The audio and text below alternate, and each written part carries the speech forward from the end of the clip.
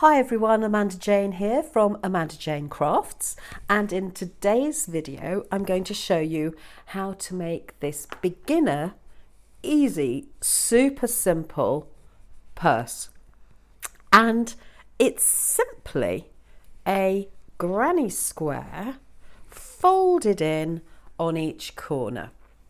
And that's the back. So I'm going with the autumn colours, and it then moves into this rather nice blue, and I'm using a self-striping yarn to make it easy for beginners, exactly what you need when you're practicing your granny squares. But then you're going to create this really useful, and you can make it any size you like, little purse or bag. You could put a handle on it, make it larger. And let me just show you a couple of things you'll need to take into account.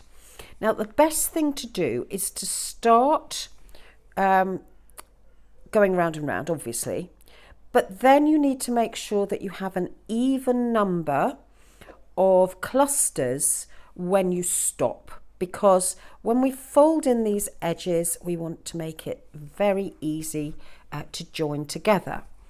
And when it comes to joining the edges, you're going to start here, join up to here. I'll just undo this. Work a slip stitch all the way around and come back down.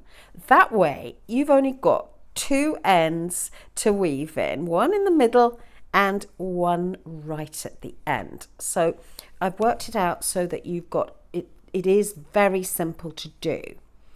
What am I using here today for this? I'm using a Hayfield Spirit double knitting weight, and you can buy this in lots of places, particularly in the UK. It's available widely, but you can get it online in the US. So if you're based outside of the UK, then please search online for it, and you might even find it in your local store.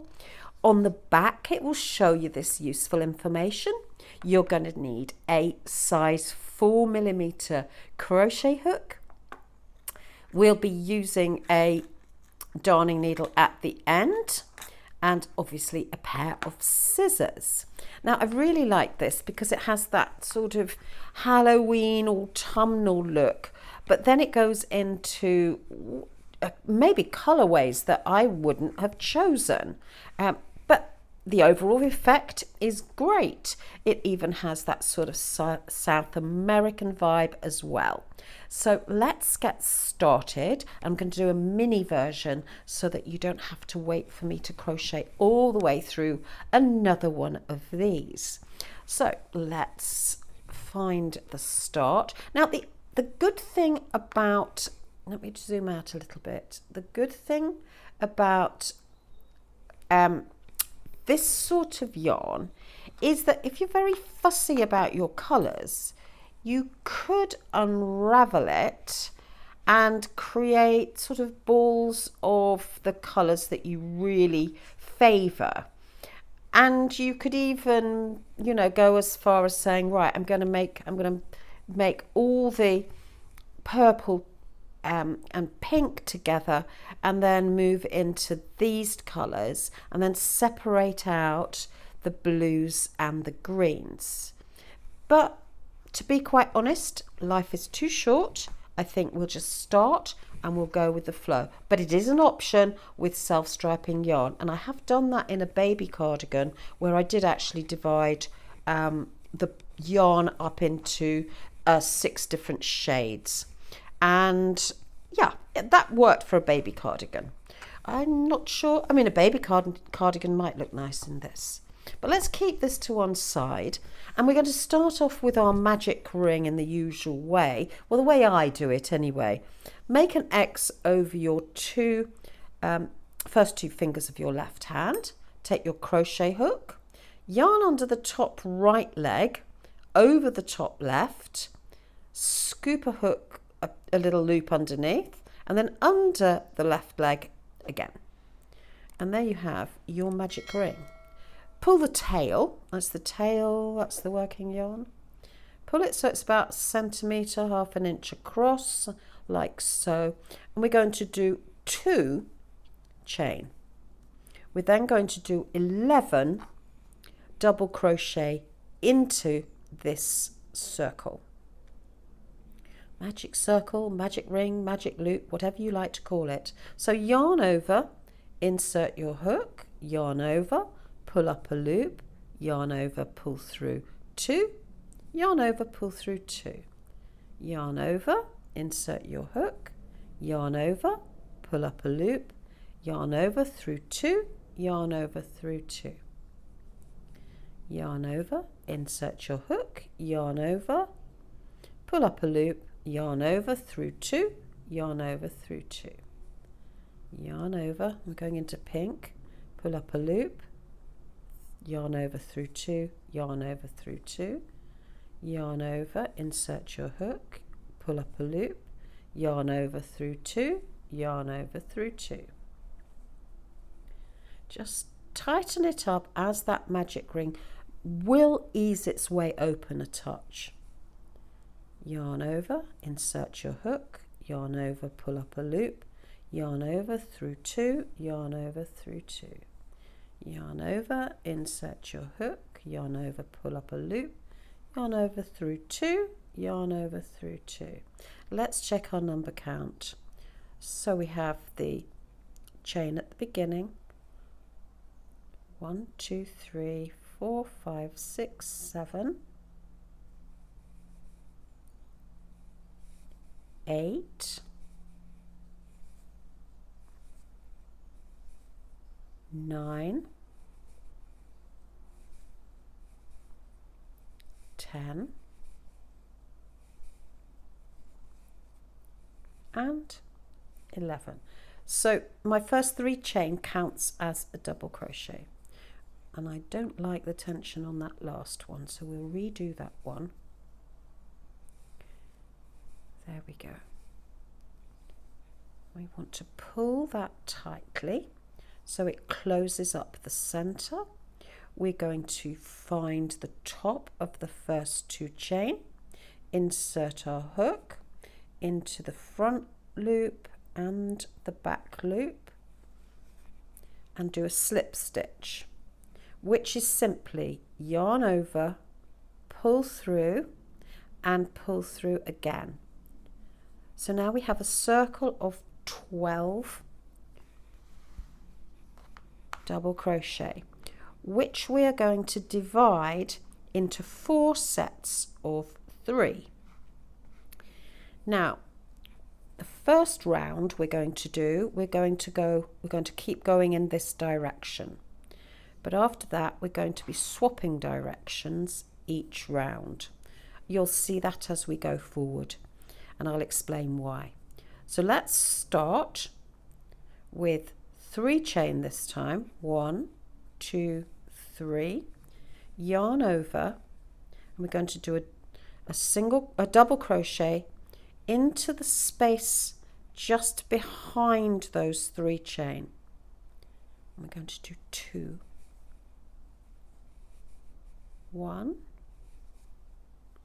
I'm doing this slowly so you can follow along without me telling you every single instruction. You can slow this video down by going to the little cog icon on YouTube and click on it, and then you'll see playback speed. So you can slow this down or you can speed it up. So we're now going to make a corner here. Now I am not doing a chain space between the clusters on the sides of my square, so just hold that way. So there's no chain space here, but there are 2 chains in each corner. So no chain, 2 chains, no chain, 2 chains. The reason is that I don't want these holes to be too big in case I put something in here which is quite small. So we're going to make our corner now. Let's go over, we're going to skip on this circle 1, 2, 3 double crochet, and we're going to go into this gap here. yarn over. I'm going to do 3 double crochet, 1, 2, 3, 2 chain to make the corner, yarn over, through, yarn over, through, and in the same space we're going to do 3 more to turn the corner. 1, 2, and 3. No space for the next cluster. Now we're in the next corner. This becomes much easier as you work out because you'll be able to see the pattern. These first 2 or 3 are the most challenging. After that, it's all plain sailing. So we're going to make our corner with 2 chain, 1, 2, 3 more double crochet into the corner, 1, 2, and 3.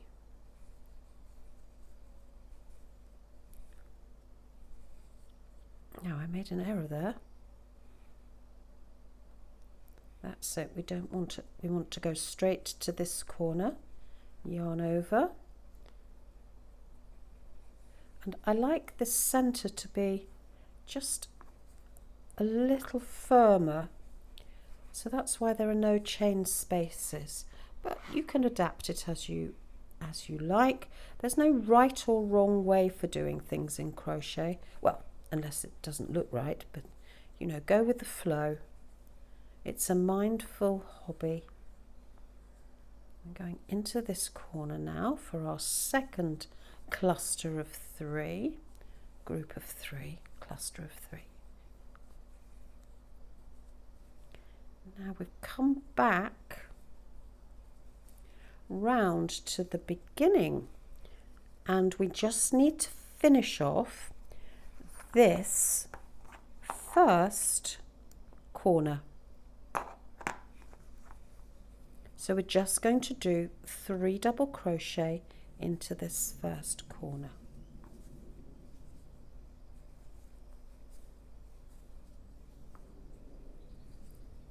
Now in this joining corner, I just like to do 1 chain and then go into the top of the first double crochet. Now a double crochet, just get a needle here.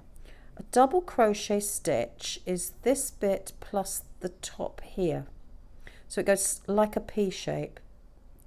And so rather than going in here, which we'll do in the future, we're going to go into this part here with a slip stitch because it gives us a tighter square, because the slip stitch does make a stitch.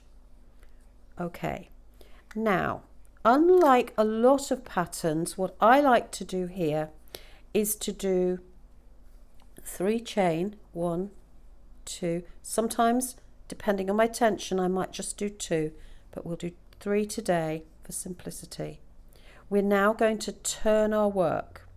Now the reason that we do this is because with this type of stitch you get this lean, and if you keep going round and round in the same direction you end up with a square that is not square.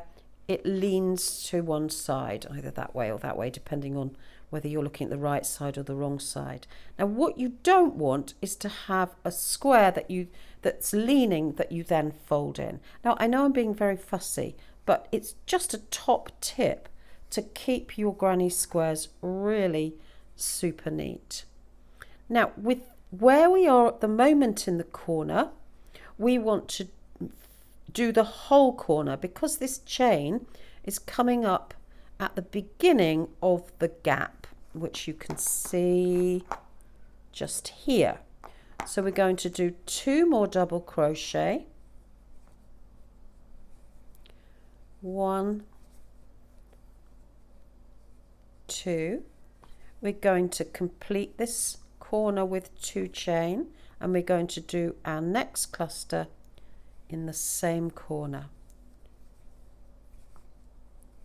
And the effect of this is that we're ending this 3rd round just before the actual end of the corner. So we're gradually moving down this side. You'll see how that works, but it doesn't matter. The only thing is that if you don't like the combination of colours, you're going to have to cut some yarn off. But you'll always find a use for the yarn that you do cut off. I just went with the flow and I'm quite pleased with the effect. So we're coming up in a little while to some orange. So I'm doing my corner cluster with my 2 chain in between, 1, 2. And I have to say, depending on the colour of the yarn, it makes a little difference. I mean, a minuscule difference to the weight or the thickness of the yarn, which is strange. You'd think each die would be exactly the same, but it's not the case, because the blue and the green were definitely thicker than the pink. But I don't think anybody's going to notice. I could try the wrap test, which you wrap it round a pencil and check it. You count the number per inch. 1, 2, 3. Now you can see, because we're on the other side, you've got a slightly different effect. The double crochet isn't the same on both sides, but it's very attractive either side, so it doesn't really matter. I mean, I don't know that anybody's going to examine your work that closely.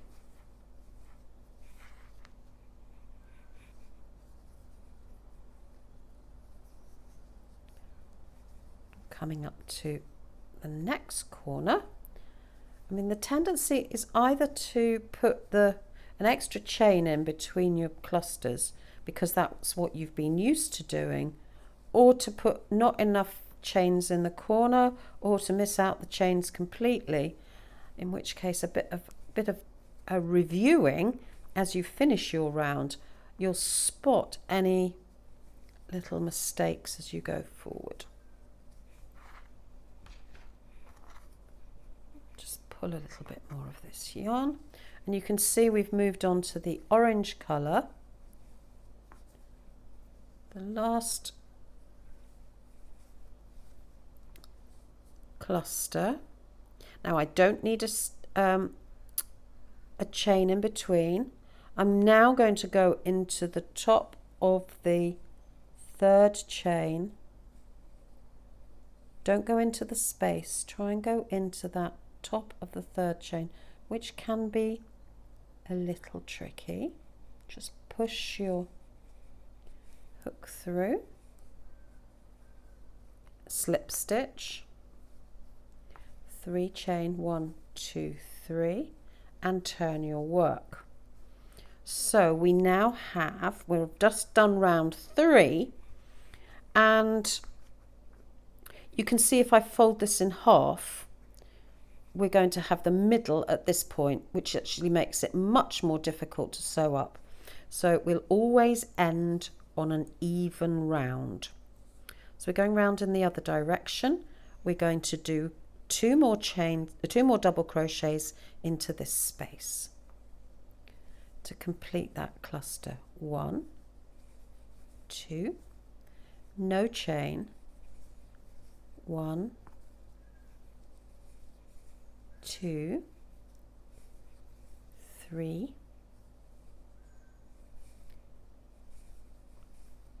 1, 2, 3, 2 chain, Turn your work around a little.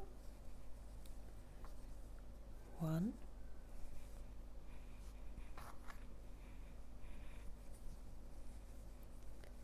2, 3.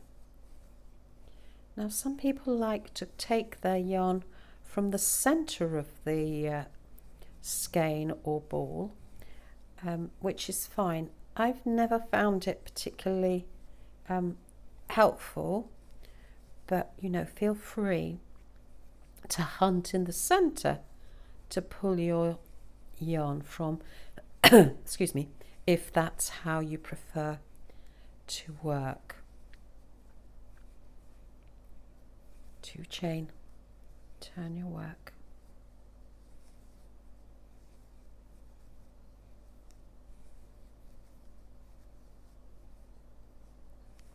I'm going to go round to the beginning of this round, and then I'll do a couple more rounds. I'll stop the video, do a couple more rounds and come back to you.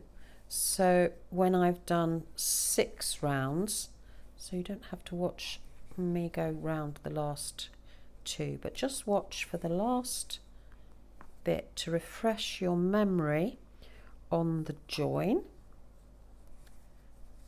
And then we'll pause the video and come back, and I'll show you how to stitch your purse together. Of course, this is a good way of just learning how to do a granny square. Anyway,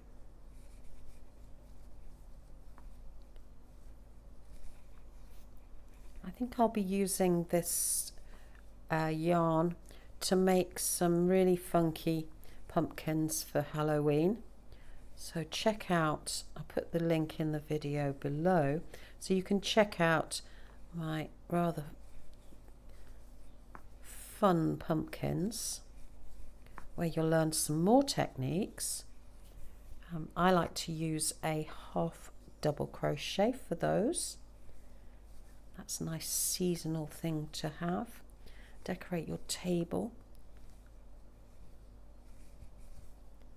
So we'll have a look at how to do those. So I'm coming around to the end, just going around the corner, and I'm just going to refresh your memory for doing the join. So we use a slip stitch.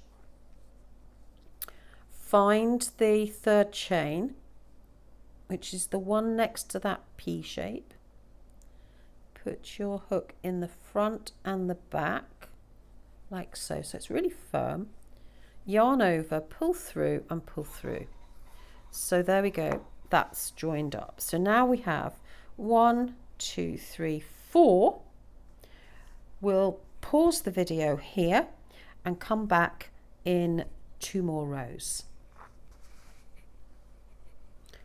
So I'm just finishing off my last round with these last clusters, and I'm going to join in the usual way here. Just go through the top of that chain, through there. Sometimes a little tricky. And let's have a little review of where we've got to. So we have 1, 2, 3, 4, 5, 6. So we've got 3 on each side here.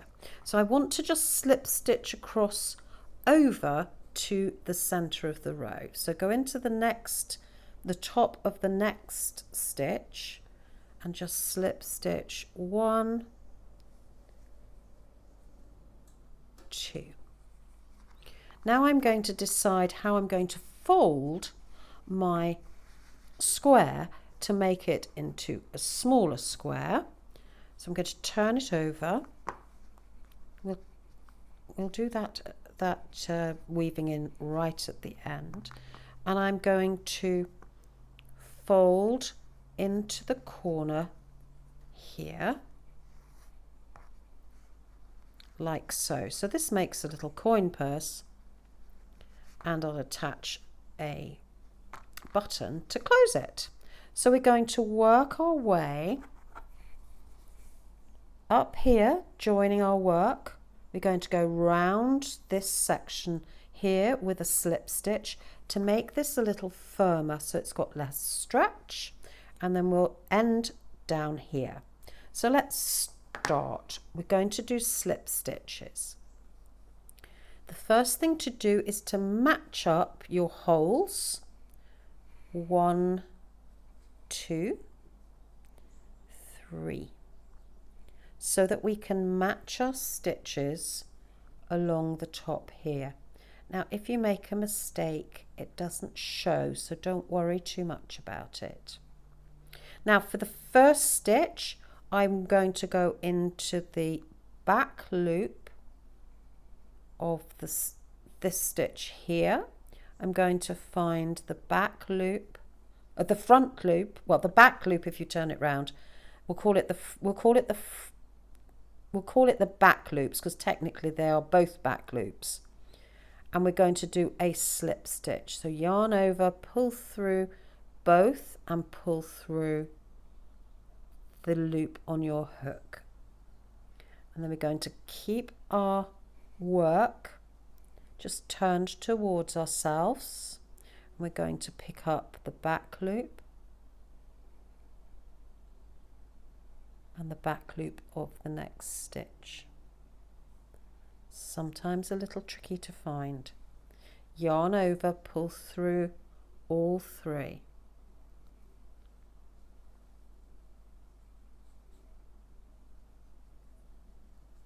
You can pin your sides together, or you can use some of those clips, but this is so small I can actually hold it with my fingers.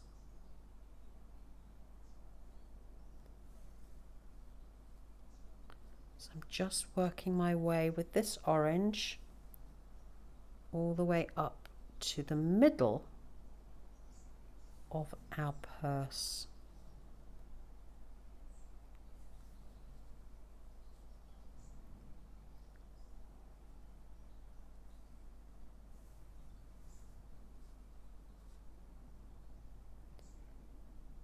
There we go, we're nearly at the corner of our square. So stop when you've done the first chain.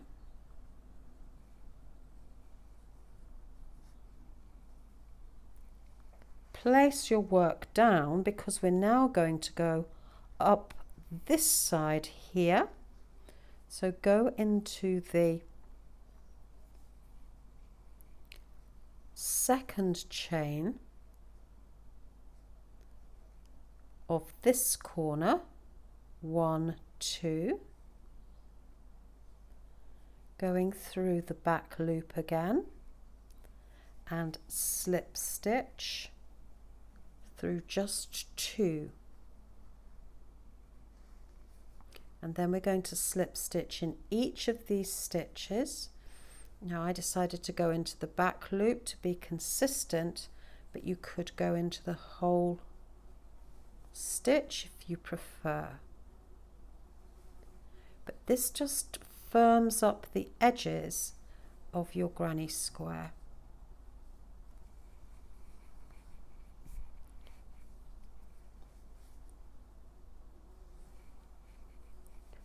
And keep working your way up to the top. So by doing it in this method, it means you only have your beginning tail to sew in and your ending tail, which of course for most of us, darning in ends is not a favourite job, let's face it. So we're nearly at the top. And we'll use one of the spaces in this corner as our buttonhole, so you don't need to make a buttonhole.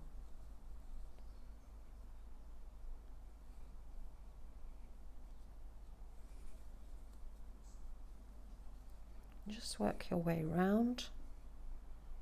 I've got a curve on the top because I haven't added an additional slip stitch, just for neatness, but you could put another stitch in if it is a little tight.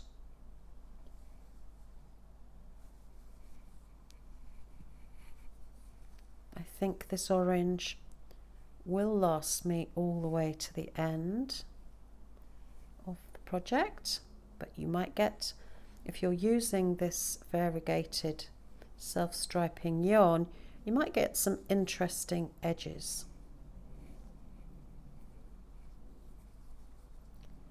Different colour combinations. So this is rather, I think Spirit is the right name for this yarn. I don't know what colourway this is. I'll have a look when we stop. They do a paler one and they do a baby one as well. So you can have a look out for the different yarns. Obviously you can use any yarn you like, even if you want to have it in, you know, a pale colour, a solid colour, and feel free obviously to use chunky yarn if you fancy something a little bit more rustic. Now we've come back to the middle here, and now we've got to line up our last side here where we're going to go into the back loops. So just match up carefully your stitches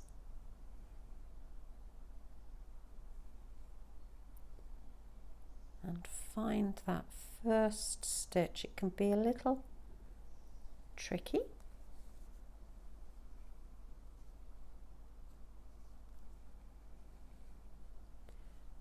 Stop and check. There we go.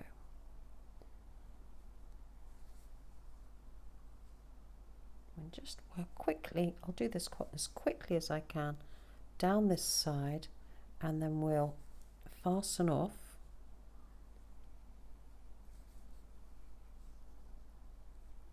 And I'll just show you how to weave in the ends.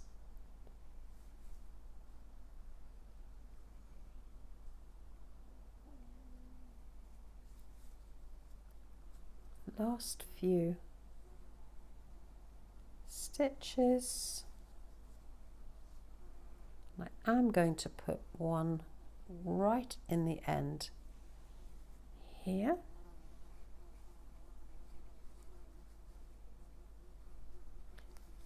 Pull through, pull up your yarn, leave yourself a decent length of yarn as a tail. Tighten that stitch up a touch, put the tail through the loop, pull it tightly. I'm going to pull that little knot through to the other side. So there we have our real mini square. Now technically I should have blocked this out with a damp cloth and a cool iron, but for the sake of this little example, I'll just leave it like so. We'll put a button through this bit here where there's lots of yarn to stitch your button on, and then we've just got, we can use this gap here as our buttonhole. So just like I did on this side, this one, I've used this gap as my buttonhole. I've used quite a large button because I want it not to come undone, and I've folded this down a little bit further so things don't fall out of the side. So that just creates a corner like I've done here, because we don't want to lose, if you've got loose coins in there, you don't want to lose them out of the side. And also you might want to line this with a little bit of fabric, so you could just put a square or a rectangle, fold it in half and attach it inside, up to you. But I think this is a really fun project. If you want to finish off easily, you need to weave in your yarn. So we'll do just one, weaving in the end. I'm just going to pull that knot through.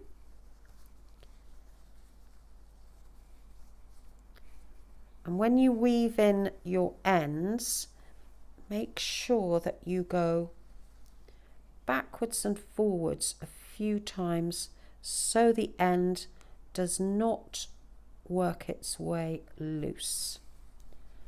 So we're going through those slip stitches. I'm going to come back through on the reverse, and then I'll probably come underneath these double crochet. This is why you don't want many ends to weave in.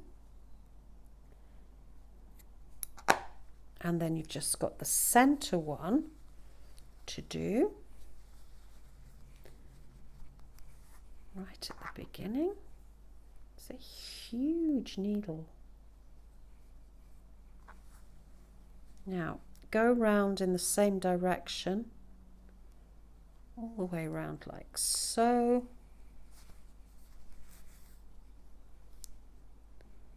Come back in the other direction. And as this is pink, I'll just lose the ends underneath these double crochet. Pop my yarn up here, trim off. I use nail scissors because they're curved, and there we have our rather cute mini version of the larger version that I showed you earlier. So that's how to do the granny folded purse, an easy beginner project using Hayfield Spirit yarn, which you can buy either online or in your local yarn store. So I hope you've enjoyed this video. If you have, give us a thumbs up and subscribe and press that bell, and I'll talk to you very soon. Have a great day. Bye.